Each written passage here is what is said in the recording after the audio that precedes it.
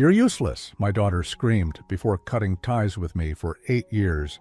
When my wife's $23 million inheritance was released, she showed up at my door with a cake. "Daddy, I brought this for our reconciliation." I noticed something strange in the cake and then... Subscribe to the channel for more stories like this and comment the city you're watching from. My name is Aaron and I'm 59 years old. Most days I wake up to silence so thick it feels like it might crush me. But 8 years ago the silence was different. 8 years ago it was broken by 3 words that still echo in my mind every single morning. "You are useless." Those words came from my daughter Claire. She was 27 then, standing in the doorway of what used to be our family kitchen, her face twisted with a rage I'd never seen before. Her mother Martha had been gone for 6 months, and I guess Claire had finally reached her breaking point with me.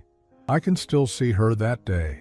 She was wearing Martha's old blue sweater, the one with the small hole near the left elbow that Martha never bothered to fix. Claire had been wearing it a lot since the funeral, like she was trying to hold on to something that was slipping away from all of us. Her dark hair was pulled back in a messy ponytail, and there were dark circles under her eyes that made her look older than her years. "Dad, are you even listening to me?" she had asked, but her voice already carried that edge of frustration that meant she'd been talking for a while. I wasn't listening. I couldn't. In those days after Martha's death, everything sounded like it was coming from underwater. The grief counselor had warned me about this, said it was normal, but normal didn't make it any easier to function. I spent most of my time sitting in Martha's reading chair, staring out the window at the garden she'd loved so much, watching her roses slowly die because I couldn't bring myself to water them. "I lost my job," I had mumbled, not looking at Claire directly. It was true. The marketing firm where I'd worked for 15 years had let me go after I'd missed too many days. I couldn't explain to them that some mornings getting dressed felt impossible. How do you tell your boss that you sometimes forgot how to breathe? Claire's laugh was sharp and bitter. "Of course you did. You can't even take care of yourself, let alone hold down a job." That's when I looked up at her, really looked. She was crying, but not the soft tears I remembered from her childhood. These were angry tears, frustrated tears. Her hands were shaking as she clutched a stack of bills. "The mortgage is 3 months behind, Dad. 3 months. And the insurance company is asking questions about Mom's medical bills that I don't know how to answer. I've been handling everything since the funeral, and I can't do it anymore."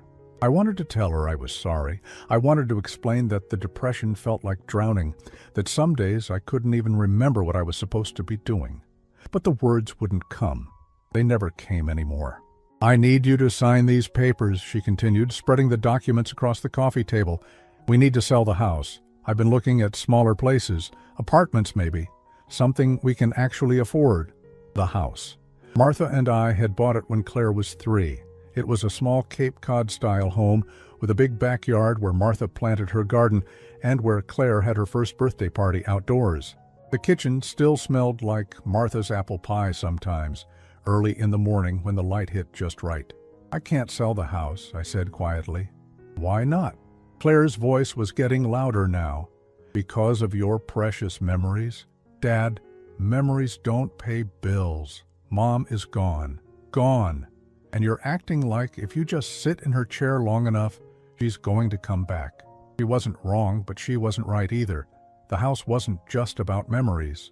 It was the last place I'd felt like myself, the last place where I could still smell Martha's perfume faintly in the bedroom closet, still see the impression her head made on her pillow. "I'll get another job," I said, knowing it sounded weak even as I said it. "With what resume?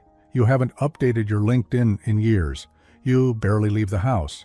When's the last time you showered, Dad? When's the last time you ate a real meal?" I couldn't answer because I honestly didn't know. Time had become this shapeless thing since Martha died. Days blended into nights, and I measured time by whether the mailman had come yet, or if the newspaper was still on the front step. Claire knelt down in front of my chair, taking my hands in hers. For a moment, she looked like the little girl who used to crawl into our bed during thunderstorms, seeking comfort between her parents. "I'm scared, Dad. I'm 27 years old, and I feel like I'm the parent now. I can't carry both of us. I need you to fight. I need you to want to get better. But I couldn't fight. The depression had wrapped around me like a heavy blanket, and even though I knew it was suffocating me, it also felt safe. It was easier than facing a world without Martha in it. "I'm trying," I whispered, but we both knew it was a lie. Claire stood up, and something in her face changed. The hope I'd seen there moments before flickered and died. "No, you're not. You're wallowing. Mom wouldn't want this, Dad. She'd want you to live, not just exist." "Don't tell me what your mother would want," I snapped, surprising both of us with the sudden anger in my voice. "You don't know what it's like to lose the person you plan to spend the rest of your life with. And you don't know what it's like to lose both parents at the same time," Claire shot back. "Because that's what happened, Dad. I lost Mom to cancer, and I lost you to this selfishness. Selfishness." The word hit me like a physical blow. I stood up from the chair, my legs unsteady from sitting too long. "How dare you call me selfish? I loved your mother, more than my own life." "Then act like it," Claire screamed. "Stop dishonoring her memory by giving up on everything she cared about, starting with yourself and ending with me." We stared at each other across that living room, 8 feet of space that might as well have been 8 miles. I could see Martha in Claire's face when she was angry, the same set to her jaw, the same fire in her eyes. But I could also see disappointment so deep it made my chest ache. "I need $15,000, Claire said suddenly, her voice now coldly practical. "That's what it'll take to catch up on the mortgage and buy us some time to figure out what comes next." $15,000. I didn't have $15,000. I barely had $15. "I don't have it," I said simply. "Then we lose the house. Then we lose the house."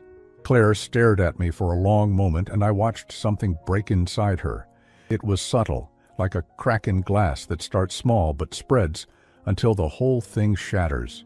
"You are useless," she said, her voice quiet now, but somehow more devastating than if she'd screamed it. "Mom spent 32 years taking care of you, protecting you, making excuses for you. And now that she's gone, you can't even function for 5 minutes without falling apart." She grabbed her purse from the kitchen counter and headed for the door. "Claire, wait," I called after her. But my voice was weak and she didn't stop. "I'm done, Dad. I can't watch you destroy yourself anymore, and I won't let you destroy me too." The front door slammed with a finality that seemed to echo through the empty house. I stood there in the sudden silence, listening to her car start and pull away. That was the last time I saw my daughter. The house did go into foreclosure 2 months later. I moved into a small apartment across town, taking only what fit in my beat-up Honda Civic.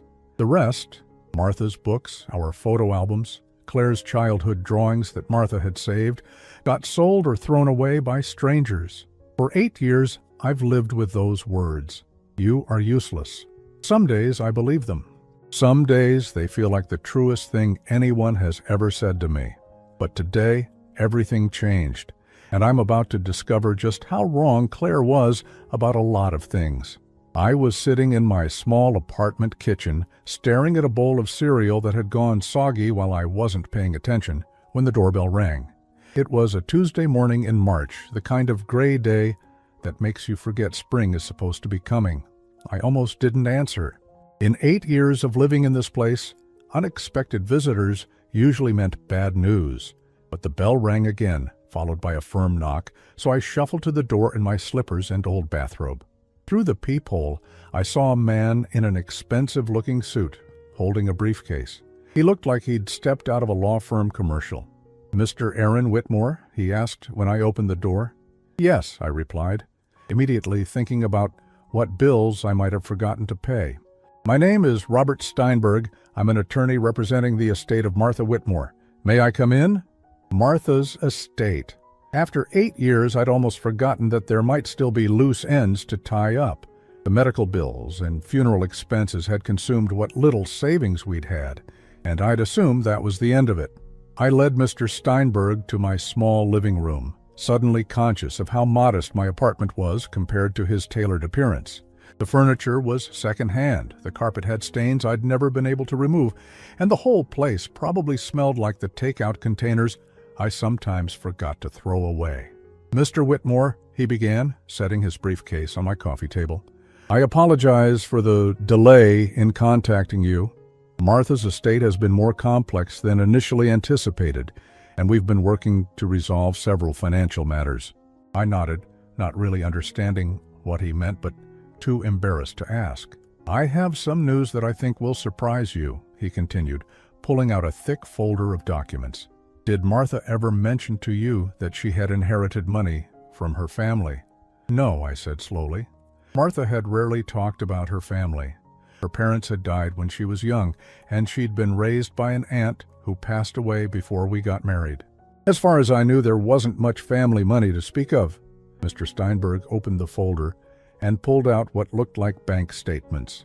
Martha inherited a substantial sum from her great-uncle's estate about 12 years ago. She placed it in a private investment account and never touched it. He handed me a document, and I had to read the number 3 times before it made sense. The account balance showed $23,467,000. That's impossible, I whispered. I understand this is shocking, Mr. Steinberg said gently. But I have all the documentation here. The inheritance was legitimate, and Martha's investments were quite successful over the years. She left specific instructions that the money was not to be revealed until she had been deceased for at least 7 years. $23 million. I stared at the number until my eyes watered. All those years of struggling, of working overtime to pay Martha's medical bills, of losing the house because I couldn't scrape together $15,000, and this money had been sitting in an account somewhere. Why? I asked. Why didn't she tell me? Mr. Steinberg adjusted his glasses. According to her written instructions, she wanted to protect you and your daughter from the potential complications that substantial wealth can bring to family relationships. She'd seen it happen in her own extended family. I thought about Claire, about how she'd called me useless, about how she'd begged me for $15,000 to save our home. If I'd known about this money then, everything would have been different. She also left this for you, Mr. Steinberg said, handing me a sealed envelope with my name written in Martha's familiar handwriting. My hands were shaking as I opened it. Inside was a single sheet of paper with a message that was so typically Martha it made my chest tight with missing her. My dearest Aaron, it read, if you're reading this, then enough time has passed for you to have found your way through the worst of losing me. I know you, my love. I know you probably blamed yourself for not being able to afford better doctors or treatments, but money wouldn't have changed the outcome. What we had was worth more than any amount of money could ever be. This inheritance is my final gift to you, not just the money, but the chance to live without the weight of financial worry. Use it to build a new life, one that honors what we shared but doesn't remain trapped in the past. I love you always, Martha. I had to stop reading because I was crying too hard to see the words. Mr. Steinberg sat quietly, professionally ignoring my breakdown. There are some tax implications we'll need to discuss, he said eventually, and I'll need to help you set up proper financial management for an estate of this size. But the money is yours, Mr. Whitmore. All of it. After Mr. Steinberg left with promises to call in a few days to begin the transfer process, I sat alone in my apartment trying to process what had just happened. $23 million, more money than I'd ever dreamed of having. Enough money to buy 10 houses like the one Claire and I had lost. Enough money to change everything. But it was too late to change anything that mattered. I found myself thinking about Claire constantly over the next few days. Where was she now? Had she ever gotten married? Did she have children I'd never met? For 8 years I'd respected her wish to cut me out of her life, but now I found myself wondering if things could be different. The money changed practical things immediately. I paid off the small debts I'd accumulated, bought some new clothes that actually fit properly, and even got my car repaired. But the loneliness remained the same. Money, I discovered, couldn't fill the hole that missing your daughter creates in your life. I was beginning to think I'd have to live with that hole forever when, exactly 1 week after my meeting with Mr. Steinberg, my doorbell rang again. This time, when I looked through the peephole, my heart nearly stopped. Standing on my doorstep, holding what looked like a homemade cake, was Claire. She looked older, of course. Her dark hair was shorter now, styled in a way that made her look more professional. She was wearing a nice dress and had makeup on, something she'd rarely bothered with in her 20s, but her smile, the one she was giving to my peephole, looked forced and unfamiliar. I opened the door with hands that were suddenly sweating. "Dad," she said, and her voice was softer than I remembered. "I know this is unexpected, but I've been doing a lot of thinking lately, and I realized how much I miss you." She held up the cake, which was decorated with chocolate frosting and had "I'm sorry" written across the top in white icing. "I made this for you. For us, actually. I was hoping we could talk about reconciliation." Reconciliation. After 8 years of silence, 8 years of believing I'd lost my daughter forever, she was standing on my doorstep talking about reconciliation. "Claire," I managed to say, stepping aside to let her in. "I can't believe you're here." "I know," she said, setting the cake on my kitchen counter. "I know I hurt you when I left. I was young and angry and dealing with losing Mom in all the wrong ways. But I've been in therapy, Dad. I've learned a lot about grief and family dynamics and how people handle trauma differently." She turned to face me, and for a moment, she looked exactly like the little girl who used to help Martha bake cookies for the school fundraiser. "I'm 35 now," she continued. "I'm old enough to understand that you were hurting just as much as I was. Maybe more. I should have been more patient with you." I wanted to believe her. God, how I wanted to believe her. For 8 years, I'd dreamed of this moment, of Claire coming back and telling me she forgave me, that we could be a family again. "I've missed you so much," I said, and it came out as barely a whisper. "I've missed you too, Dad, more than you know." She stepped closer and hugged me, and for a moment, it felt like time had reversed itself. She smelled like the same shampoo she'd used as a teenager, and her hair was just as soft as I remembered. But as we stood there in my small kitchen, something nagged at me. Something about her timing, about the way she kept glancing around my apartment like she was cataloging its contents, and something about her smile that didn't quite reach her eyes. "How did you find me?" I asked as we separated. "I hired a private investigator," she said quickly. "It took a while, but I've been looking for you for months now." Months. She'd been looking for months, and yet she'd chosen this exact week to show up. This week, just days after I'd learned about Martha's inheritance. "Let's sit down," she said, cutting into the cake she'd brought. "I want to hear everything about what you've been up to. I want to know all about your life now." But as I watched her serve the cake, I noticed her hands were shaking slightly. And when she handed me my piece, her eyes were focused not on my face, but on something just over my shoulder. I turned to see what she was looking at, and realized her gaze had settled on the financial documents Mr. Steinberg had left with me, still spread across my coffee table. Documents that clearly showed the name of Martha's investment account and the balance of $23 million. My stomach dropped as the pieces began to fall into place. Claire's sudden appearance, her talk of reconciliation, her nervous energy, and, most tellingly, her knowledge of exactly where to find me. "This cake is delicious," I said carefully, taking a small bite. It was chocolate, Martha's favorite, but there was an odd aftertaste I couldn't identify. "Thanks," Claire said, not touching her own piece. "I made it from Mom's recipe. You know, the one she used for your birthdays." But that was wrong. Martha had never made me birthday cakes. She'd always bought them from the bakery downtown because she claimed she was terrible at decorating. It was a small detail, but one that Martha's daughter should have remembered correctly. As I sat there, looking at this woman who claimed to be my daughter seeking reconciliation, I began to wonder who Claire really was now, and what she really wanted from me. The cake was getting harder to swallow, and I was starting to feel strangely tired. The strange drowsiness hit me about 20 minutes after I'd finished the cake. It started as a gentle fog around the edges of my thoughts, but gradually became harder to ignore. Claire was still talking, something about how sorry she was for all the years we'd lost, but her voice seemed to be coming from farther and farther away. "Dad, are you okay?" she asked, and there was something in her tone that didn't sound quite right. Not concern exactly, more like anticipation. "I'm just tired," I mumbled, trying to focus on her face.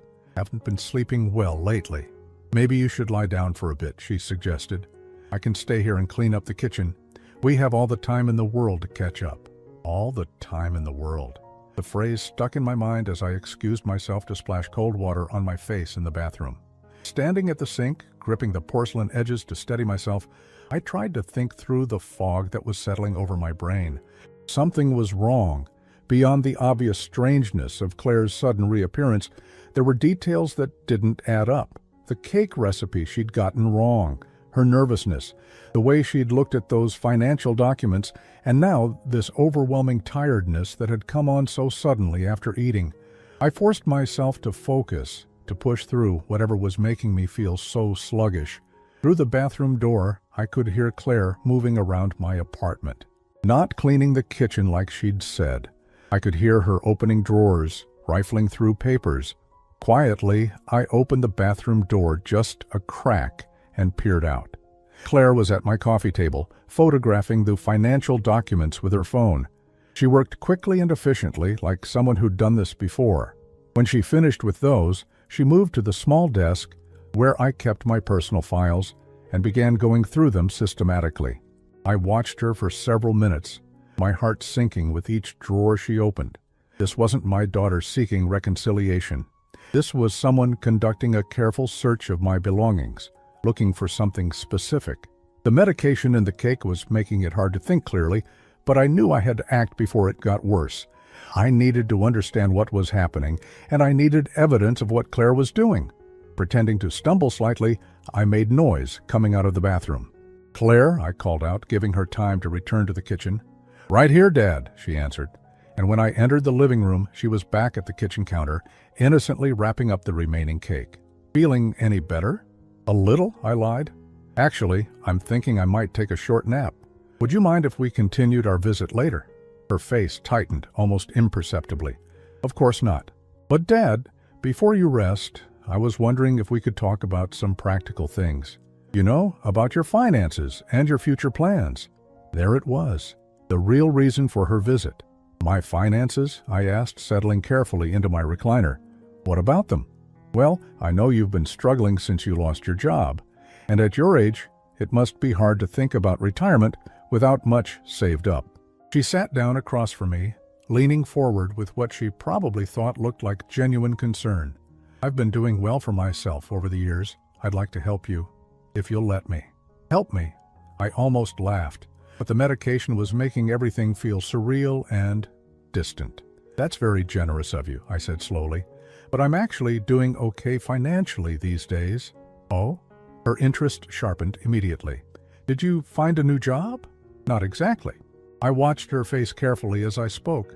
"It turns out your mother left me some money I didn't know about." Claire's eyes widened, but something about her expression seemed practiced, rehearsed. "Mom left you money? How much?" "Quite a bit, actually, enough that I don't have to worry about the future anymore." "That's wonderful, Dad." She stood up suddenly, moving toward the coffee table where the documents had been. It must be such a relief after all these years of struggling. "Can I ask how much? Just so I know you're really going to be secure." I could see her calculating behind her eyes, trying to figure out if I'd noticed her earlier snooping. $23 million, I said quietly. The mask slipped for just a moment. I saw naked greed flash across her face before she caught herself and rearranged her features back into an expression of surprise. $23 million? She repeated, her voice slightly breathless. "Dad, that's incredible. You're rich." "I suppose I am." "We need to make sure you're managing it properly," she said, moving closer to my chair. "Money like that, it can be overwhelming. You'll need financial advisors, investment strategies, proper legal protection. I could help you with that. I've learned a lot about financial planning over the years." The drowsiness was getting stronger, but I forced myself to stay alert. "What kind of work do you do now, Claire? You never mentioned your career." "Oh, various things. Consulting, mostly. Financial consulting." She waved her hand dismissively. "The important thing is that you don't get taken advantage of. There are so many people who prey on elderly individuals who come into sudden wealth. Elderly individuals. Not people like you or men your age. Elderly individuals." The phrase was clinical, detached, the way someone might refer to a mark, not a father. "I'm only 59, I pointed out. Of course. I just mean that you've been through so much trauma with losing Mom and dealing with depression. It might be hard to make sound financial decisions while you're still processing everything. Still processing everything? After 8 years. Claire, I said, trying to keep my voice steady, how exactly did you find me? I told you, I hired a private investigator. And when did you start looking for me? A few months ago. What made you decide to look for me after all these years? She hesitated for just a moment too long. I've been in therapy, like I said. My therapist helped me realize how much I missed having you in my life. What's your therapist's name? Another pause. Dr. Richardson. Dr. Sarah Richardson. I nodded as if this made perfect sense, but I was filing away every detail. Something told me that Dr. Sarah Richardson, if she existed at all, would be as fictional as the version of Claire sitting across from me.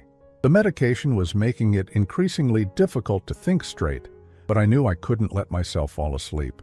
Not with Claire here, not with her having access to my apartment and my financial information. I think I will take that nap now, I said, standing up carefully. Will you be here when I wake up? Of course, Dad. Take all the time you need. I'll just clean up and maybe watch some TV. I made my way to the bedroom, leaving the door slightly ajar. Through the crack, I could see Claire immediately return to searching my apartment. This time, she was looking for something specific, checking behind picture frames, looking under furniture cushions, even examining the backs of my few decorative items. Whatever she was looking for, she didn't find it. After about an hour, I heard her make a phone call. "It's me," she said quietly. "I'm in, but I haven't found what we need yet. The old man is loaded, though. 23 million. We were right about the inheritance." A pause while she listened to whoever was on the other end. "No, he's not as out of it as we thought he'd be. The medication worked, but he's still asking questions. We might need to move to Plan B sooner than expected." Plan B. My blood ran cold despite the fog in my head. "Tomorrow night should work. Can you get the paperwork ready by then?" "Good. And remember, it has to look legitimate. We can't afford any loose ends this time." She hung up, and I heard her moving around the apartment again. After another 30 minutes, she knocked softly on my bedroom door. "Dad? I'm going to head out now, but I'll be back tomorrow. We can spend the whole day together and really catch up properly." "Okay," I called back, making my voice sound sleepy and confused. "Sweet dreams, Dad. I love you." The apartment door closed with a soft click, and I was alone again. But now, instead of the familiar loneliness I'd grown accustomed to, I felt something much worse. The terrible knowledge that my own daughter was planning to rob me. And possibly worse than that. I lay in bed for another hour waiting for the medication to wear off enough that I could think clearly. When I finally felt steady enough to move around, I began my own search of the apartment. I found a small recording device tucked behind my kitchen clock and another one hidden in the lamp beside my reading chair. Claire hadn't just been photographing my documents. She'd been monitoring my conversations, probably for weeks. I thought about the private investigator she'd mentioned, about how she'd found me so easily, about her phone call and the mysterious Plan B that was supposed to happen tomorrow night, about the way she'd looked at those financial documents like she was appraising valuable assets. Sitting in my living room at 3 o'clock in the morning, I faced a truth I'd been avoiding since she'd walked through my door. The little girl who used to help her mother bake cookies was gone. In her place was a stranger who saw me not as her father, but as a target. And tomorrow night, she was coming back to finish whatever she'd started. I had less than 24 hours to figure out what Plan B meant, and to decide what I was going to do about the daughter who was no longer my daughter at all.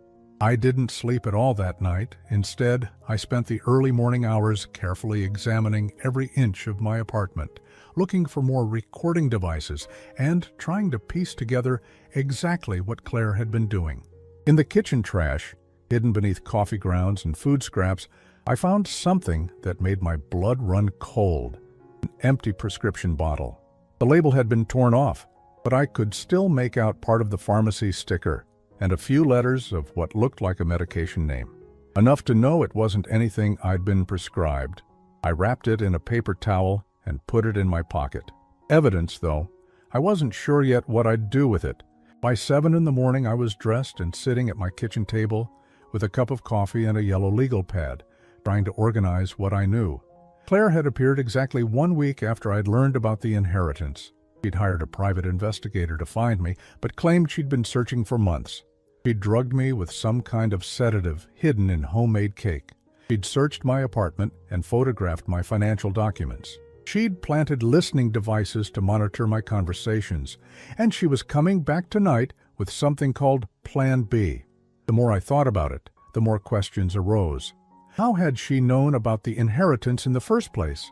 The lawyer had said Martha's instructions were that the money remained secret for 7 years, and that no one else had been informed about it.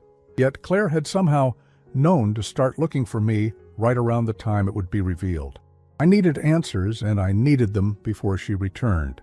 I called Mr. Steinberg's office as soon as it opened at 9 o'clock. His secretary tried to schedule me for later in the week, but I insisted it was urgent. Something about my tone must have convinced her, because she put me through directly. "Mr. Whitmore," Mr. Steinberg said when he picked up the phone, "how can I help you?" "I need to know who else might have had access to information about Martha's inheritance," I said without preamble. "Someone besides you and me." There was a pause. "That's an unusual question. May I ask why you're concerned about this?" I explained about Claire's sudden reappearance and the timing of her visit. I didn't mention the drugging or the surveillance equipment. I wasn't ready to accuse my daughter of criminal activity to a lawyer I barely knew, but I told him enough that he understood my concerns. "I see," he said when I finished. "Mr. Whitmore, I need to ask you something, and I want you to answer me honestly. Has anyone pressured you to make changes to your estate planning or asked you to sign any financial documents since we last spoke?" "Not yet," I said, "but I have reason to believe someone might try." "In that case, I think you should know that your daughter contacted our office 3 weeks ago." My hand tightened around the phone. "What?" "She called, claiming to be concerned about your mental health. She said she'd heard from family friends that you might be suffering from dementia or depression that could affect your judgment. She wanted to know if there were any legal mechanisms in place to protect you from making poor financial decisions." 3 weeks ago, before she'd even made contact with me. "What did you tell her?" "Nothing, of course. Even if she is your daughter, attorney-client privilege prevents me from discussing your affairs with anyone without your explicit consent. But, Mr. Whitmore, the fact that she was asking these questions before she'd even spoken to you suggests she already knew about the inheritance. How is that possible?" "I'm not sure. Martha's instructions were very clear, and we've been careful to follow them to the letter. But there are other ways information like this might have surfaced. Insurance records, tax documents, estate filing requirements. If someone was determined enough and had the right connections, or if they hired the right kind of private investigator," I finished. "Exactly. Mr. Whitmore, I think you should consider taking some precautions. People have done terrible things for far less money than you've inherited." After I hung up, I sat staring at my legal pad, adding this new information to what I already knew. Claire had been researching my finances and mental state for weeks before making contact. She'd been planning this approach for much longer than she'd admitted, but I still didn't know what her endgame was. The phone call I'd overheard mentioned paperwork and something that had to look legitimate. It sounded like fraud, but what kind? I decided to do some investigating of my own. If Claire could hire a private investigator, so could I. I found a local firm online and called their office. The woman who answered was professional, but direct. When I explained that I needed background information on someone claiming to be my estranged daughter, she didn't ask questions beyond what was necessary for the job. "I can have preliminary information for you by this afternoon," she told me. "Full background report by tomorrow morning, but if this is urgent, you might want to consider involving the police." "Not yet," I said. "I need to be sure about what I'm dealing with first." She gave me her direct number and told me to call if anything escalated before she could complete her research. The rest of the morning dragged by slowly. I found myself checking the locks on my apartment door repeatedly and looking out the windows to see if anyone was watching the building. The listening devices Claire had planted were still in place. I decided to leave them there until I knew more about what she was planning. At 2 o'clock, my phone rang. The private investigator had preliminary information for me. "Mr. Whitmore," she said, "I think you should sit down for this." I was already sitting, but I gripped the phone tighter. The woman who contacted you yesterday is indeed your daughter, Claire Whitmore. That part is legitimate, but her financial situation is much worse than she probably let on. She filed for bankruptcy 18 months ago. Before that, she was involved in at least 2 civil lawsuits related to investment fraud. She's been working with a man named Danny Reeves, who has a criminal record for elder fraud and identity theft. Elder fraud. The phrase hit me like a punch to the stomach. There's more, she continued. I found records of similar schemes in 3 other states over the past 5 years. The pattern is always the same. They target elderly individuals who've recently come into money, usually through inheritance or insurance payouts. One family member makes contact claiming reconciliation. Then they work together to either gain power of attorney or convince the victim to invest their money in fake opportunities. What happened to the other victims? In 2 cases, the victims lost everything and were left in debt. In the 3rd case, she paused, the victim died under suspicious circumstances and the money disappeared. The case was never solved. My hands were shaking as I wrote down the information she gave me. Danny Reeves, elder fraud, suspicious circumstances. I'm sending you everything I've found so far by email, she said. But Mr. Whitmore, if this woman is planning to return tonight, I strongly recommend you contact the police immediately. After she hung up, I sat in my quiet apartment trying to process what I'd learned. My daughter, my real daughter, not some imposter, had become someone who preyed on elderly people for money. She'd spent years perfecting techniques for robbing people like me, and now she was using those skills on her own father. The little girl who used to crawl into our bed during thunderstorms had grown up to be someone who might kill for money. I thought about calling the police, but what would I tell them? That my daughter had visited me and brought me cake? That she'd searched my apartment? I had the recording devices as evidence, but would that be enough to convince anyone she was dangerous? And if I was wrong, if there was some other explanation for everything I'd learned, I would be destroying any chance of a real relationship with Claire forever. No. I needed to know for certain what she was planning before I involved the authorities. I needed to hear it from her own mouth. I spent the afternoon preparing. I found my old digital recorder, the one I'd used for work meetings years ago, and made sure it was working. I charged my phone and made sure it was set to auto-record calls. I even wrote out a summary of everything I'd learned and sealed it in an envelope, which I hid in a place Claire wouldn't think to look. If something happened to me, at least there would be a record of what had led up to it. As evening approached, I found myself thinking about Martha, about the letter she'd left with the inheritance, telling me to use the money to build a new life. She'd wanted to protect me from the complications that wealth could bring to family relationships, but she'd never imagined it might put my life in danger. Or maybe she had. Maybe that's why she'd waited 7 years to reveal it, hoping that by then, anyone who might want to exploit me would have moved on. At exactly 6 o'clock, my doorbell rang. I looked through the peephole and saw Claire standing there with another homemade cake, and that same forced smile I was beginning to recognize. But this time, I also noticed the man standing just out of sight around the corner of the hallway. Tall, thin, with dark hair and the kind of nervous energy that suggested he was ready to move fast if necessary. Danny Reeves, I presumed. I took a deep breath, turned on my digital recorder, and opened the door. "Hi, Dad," Claire said brightly. "I brought dessert again. I hope you're feeling better today." "Much better," I replied, stepping aside to let her in. "Actually, I've been thinking a lot about our conversation yesterday, and I have some ideas about how we might move forward." "That's wonderful." She set the cake on my kitchen counter, and I noticed her hands were steadier today, more confident. "I was hoping you'd say that. In fact, I brought someone I'd like you to meet." She walked back to the door and called down the hallway. "Danny, could you come in here, please?" The man I'd seen in the hallway stepped into my apartment, and I got my first close look at Danny Reeves. He was younger than I'd expected, maybe early 40s, with the kind of smooth, practiced charm that probably worked well on lonely elderly people. "Mr. Whitmore," he said, extending his hand. "It's such a pleasure to meet you. Claire has told me so much about you." "All good things, I hope," I replied, shaking his hand while the recorder in my pocket captured every word. Oh, absolutely. She's been so worried about you over the years, so excited to reconnect. His smile was perfect, professionally warm. I'm actually here in a professional capacity. I'm a financial advisor, and Claire thought I might be able to help you navigate some of the complex decisions you're facing with your inheritance. That's very thoughtful of her, I said, looking at Claire. Her eyes were bright with anticipation, and I realized she thought she'd already won. Shall we sit down and talk about your future? Danny suggested, pulling out a briefcase I hadn't noticed he'd been carrying. As we settled into my living room, I caught Claire checking her watch.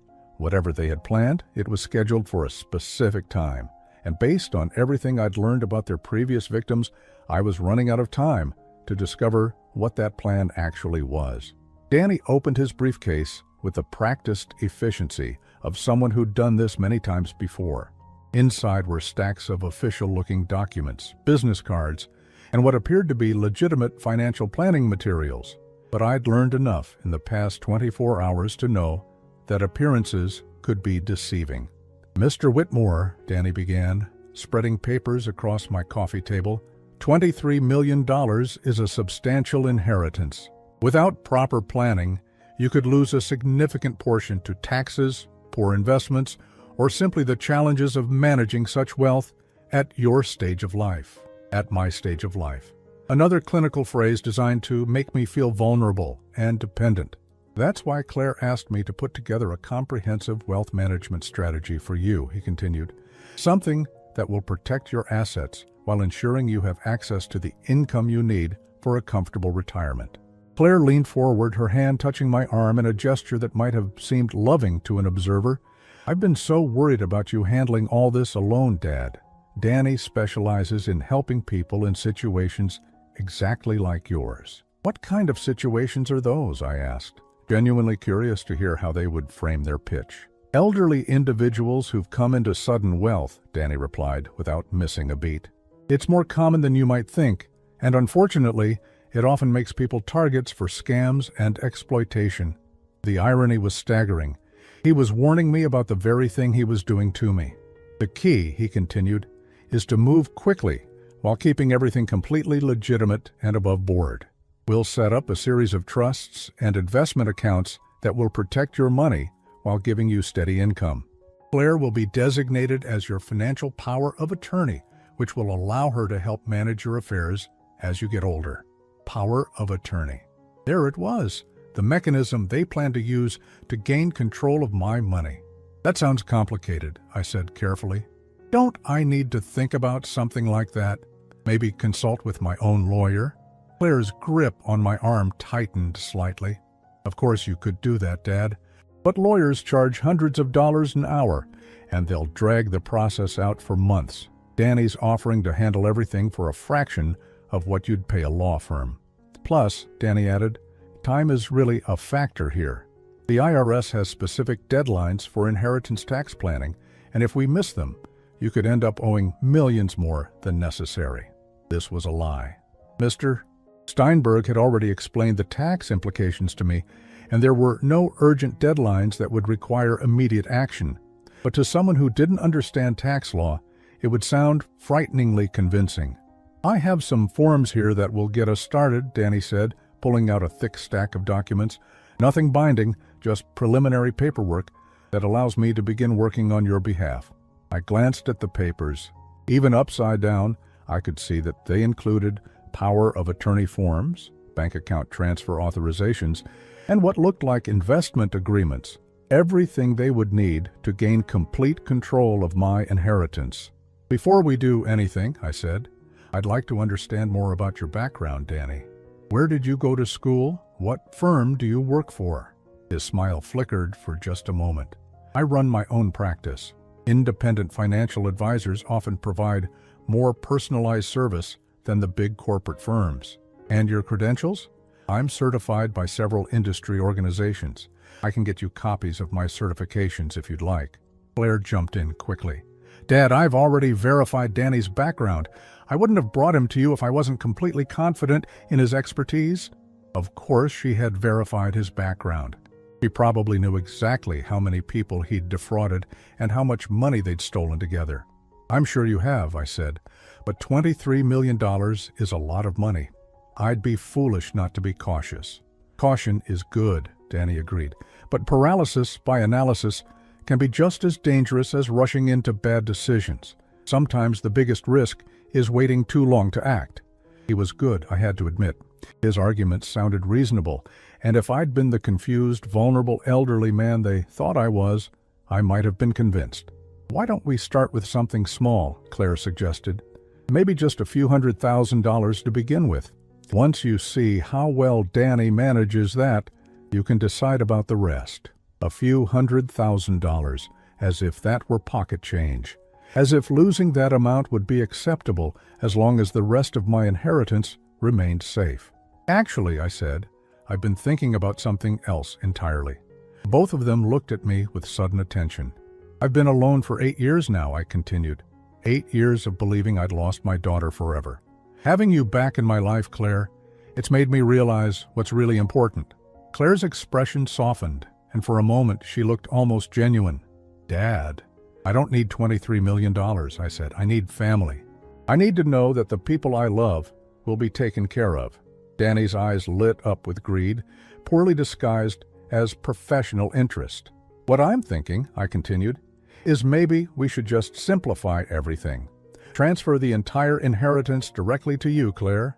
That way, I don't have to worry about managing it, and you'll be secure for the rest of your life." The room went completely silent. Claire and Danny exchanged a look that confirmed everything I'd suspected about their relationship and their plans. "Dad," Claire said slowly, "that's incredibly generous, but I couldn't accept that much money. It's your inheritance." But her eyes told a different story. Her eyes said she was calculating exactly how quickly she could make that transfer happen. "Are you sure about this, Mr. Whitmore?" Danny asked. "It's a significant decision. Maybe we should start with the trust arrangements I mentioned, just to make sure you have some protection." "No," I said firmly. "I've made up my mind. I want everything to go to Claire. Tonight, if possible." Claire was trying to contain her excitement, but I could see it in the way she was sitting forward, in the flush that had appeared on her cheeks. This was going even better than she'd hoped. "I have the forms right here," Danny said, shuffling through his papers with barely controlled eagerness. "If you're absolutely certain, we can take care of this immediately." "I'm certain," I said. Then I looked directly at Claire. "But first, I need you to answer one question honestly." "Of course, Dad. Anything? Do you love me?" The question seemed to catch her off guard. She blinked, her mouth opening and closing without sound for a moment. "Of course I love you," she said finally. "You're my father." "Then why did you drug me yesterday?" The change in the room's atmosphere was immediate and electric. Claire's face went pale, and Danny's hand moved instinctively toward his briefcase. "What are you talking about?" Claire asked, but her voice had lost its warmth. I pulled the empty prescription bottle from my pocket and set it on the coffee table next to Danny's documents. "I found this in my kitchen trash after you left yesterday, along with the listening devices you planted behind my clock and in my lamp." Danny started to stand up, but I held up my hand. "I wouldn't if I were you. I've been recording this entire conversation, and I've already contacted the authorities about your previous victims in 3 other states." Claire's mask finally slipped completely. The loving, apologetic daughter disappeared, replaced by someone cold and calculating.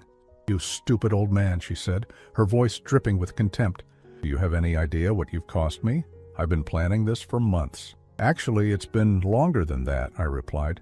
"You've been monitoring my finances for at least 3 weeks. You knew about the inheritance before you made contact with me."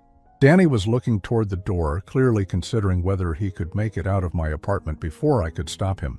"The police are already on their way," I lied smoothly. "I called them before you arrived. They should be here any minute." That was enough for Danny. He grabbed his briefcase and headed for the door, leaving Claire to face the consequences alone. "Danny!" she called after him, but he was already gone. Claire turned back to me, and I saw something in her face that I'd never seen before. Hatred. Pure, undiluted hatred. "You think you're so smart," she said, "but you're still the same pathetic failure you were 8 years ago. Mom died knowing you were worthless, and now you're going to die alone with all your precious money and no one who gives a damn about you." The word should have hurt. For 8 years, I'd carried the guilt of believing I'd failed as a father, that I'd driven away the only family I had left. But looking at this woman who shared my DNA but had no love in her heart, I felt something I hadn't experienced in nearly a decade. Relief. "You know what, Claire?" I said quietly. "You're absolutely right. I am going to die alone. But I'd rather die alone with my self-respect than live surrounded by people who only see me as a source of money." She stared at me for a long moment, her chest rising and falling with rapid, angry breaths. "This isn't over," she said finally. "I'll find another way." "No," I replied, "you won't, because after tonight, you'll never see me or my money again." Claire grabbed her purse and stormed toward the door, then stopped and turned back. "I hope you rot in hell, old man." "I probably will," I admitted, "but at least I'll rot there with my dignity intact." After she left, I sat alone in my quiet apartment, listening to the silence that had been my companion for 8 years. But this time, the silence felt different. It felt peaceful. For the first time since Martha died, I wasn't waiting for someone to come back and tell me I was worth loving. I'd learned something infinitely more valuable. I was worth protecting, even from my own daughter. 3 months have passed since that night, and I'm sitting in the same chair where I confronted Claire. But everything else in my life has changed. The recording I made of our conversation, combined with the evidence the private investigator had gathered, was enough for the police to issue warrants for both Claire and Danny Reeves. They were arrested 2 weeks later, trying to run the same scam on a 73-year-old widower in Phoenix. I didn't attend Claire's trial. Mr. Steinberg advised against it, and honestly, I had no desire to see her again.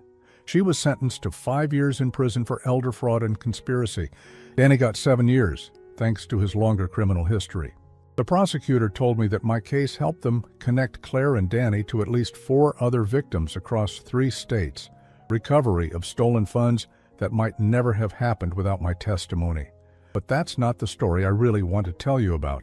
The story I want to tell you is about what happened after I stopped trying to be the father Claire wanted me to be and started trying to be the man Martha had believed I could become. The first thing I did was move out of that little apartment, not into a mansion or anything ostentatious, but into a comfortable 2-bedroom house with a small garden. I'd forgotten how much I missed having space to breathe, windows that let in natural light and dirt under my fingernails from planting things that would grow. Martha would have loved the garden. I planted roses like the ones she used to tend, and every morning when I water them, I tell her about my day. It sounds crazy maybe, but talking to her makes me feel less alone without making me feel pathetic, the way those 8 years of silence had. I also did something I never would have imagined. I started volunteering at a senior center downtown. Not because I felt obligated to be charitable with my inheritance, but because I wanted to be around people again. Real people. Not people who saw dollar signs when they looked at me. That's where I met Eleanor. Eleanor is 72 years old, volunteers in the center's library, and has absolutely no idea how much money I have. To her, I'm just Aaron, the guy who comes in 3 times a week to help teach computer skills to other seniors. She knows I lost my wife 8 years ago, and she knows I had a difficult relationship with my daughter, but she doesn't know the details of either situation. What she does know is that I make her laugh, and I know that she makes me want to be a better version of myself. We've been having coffee together every Thursday for 2 months now. Nothing romantic, nothing pressured. Just 2 people who've lived long enough to appreciate genuine companionship when they find it. Eleanor tells me about her grandchildren, about the mystery novels she loves, about her late husband, who was a high school principal for 40 years.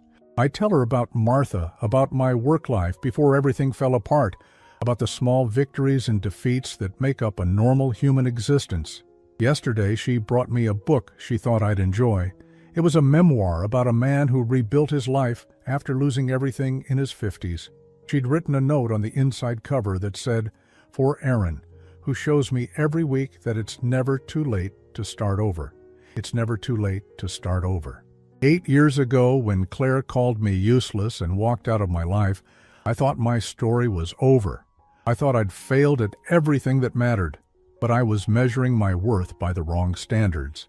I was letting other people define what my life should look like, instead of deciding for myself what kind of man I wanted to be. The money from Martha's inheritance sits mostly untouched in investment accounts managed by a legitimate financial advisor Mr. Steinberg recommended. I live comfortably but not extravagantly. I drive a reliable car, eat at decent restaurants, buy books without checking the price. But the real wealth isn't in my bank account. It's in the fact that I wake up each morning with a sense of purpose. I've started writing, something I used to do years ago before life got so complicated. Just stories, memories, observations about getting older and wiser in a world that often seems designed to make you feel obsolete. I don't know if I'll ever publish anything, but writing gives me a way to make sense of everything I've experienced. Last week, I got a letter forwarded through Mr. Steinberg's office. It was from Claire, written from prison. She wanted me to know that she was sorry, that she'd been desperate and made terrible choices, that she hoped someday we could reconcile. She said prison had given her time to think about what she'd lost when she chose money over family. I read the letter twice, then put it in a drawer with all the other letters she sent over the past 3 months. I'm not ready to forgive her, and I may never be. But I'm also not carrying anger toward her anymore. She's made her choices, and she'll have to live with the consequences. I've made mine, and for the first time in 8 years, I'm proud of the man those choices have made me. The truth is, Claire was right about one thing. I am going to die alone, in the sense that I don't have a traditional family waiting to gather around my deathbed and grieve my passing. But she was wrong about everything else. I'm not dying unloved. Eleanor cares about me, and I care about her. The other volunteers at the senior center look forward to seeing me, and I look forward to seeing them. Mrs. Patterson next door brings me vegetables from her garden and stays to chat about her late husband's war stories. These relationships aren't bound by blood or legal obligation. They're bound by choice, by mutual respect, by the simple human need to connect with others. I'm not dying worthless. The computer classes I teach have helped dozens of seniors stay connected with distant grandchildren through email and video calls. The small donations I make to local charities help fund programs that make real differences in people's lives.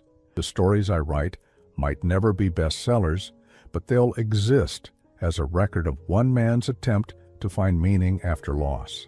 And I'm not dying bitter. For years after Martha's death, I was angry at everyone, at God for taking her too soon, at the doctors who couldn't save her, at Claire for abandoning me, at myself for failing to be stronger. But anger is exhausting, and I'm too old to carry that weight anymore. What I've learned is that family isn't about who shares your DNA or who shows up when times are good. Family is about who stands by you when things get difficult, who sees your flaws and loves you anyway, who celebrates your victories without jealousy, and comforts your defeats without judgment. By that definition, I have more family now than I've had in years. Tomorrow is Thursday, which means coffee with Eleanor. She's going to tell me about the mystery novel she finished this week, and I'm going to tell her about the roses that are finally starting to bloom in my garden. We'll probably end up talking for 2 hours about everything and nothing, the way people do when they genuinely enjoy each other's company. After that, I'll go home to my quiet house, water Martha's roses, and maybe write a few pages about what it feels like to be 59 years old and finally learning how to live for myself. Not for my daughter's approval, not for anyone else's expectations, but for the simple pleasure of being a decent human being in a complicated world. Claire taught me something valuable, though I don't think she meant to. Sometimes the people who claim to love you are the ones who hurt you most. But she also taught me something even more important. You don't have to let other people's failures define your own worth. I may be alone in some ways, but I'm not lonely anymore. I may not have the family I once thought I wanted, but I have something better. The peace that comes from knowing exactly who you are and being proud of that person. Martha's letter said the inheritance was meant to give me the chance to build a new life, one that honored what we'd shared but didn't remain trapped in the past. I think I've finally figured out how to do that. Some evenings when I'm sitting in my garden watching the sun set behind the roses Martha would have loved, I can almost hear her voice telling me she's proud of the man I've become. And for the first time since she died, I think I'm proud of him too. That's worth more than $23 million. That's worth more than all the money in the world.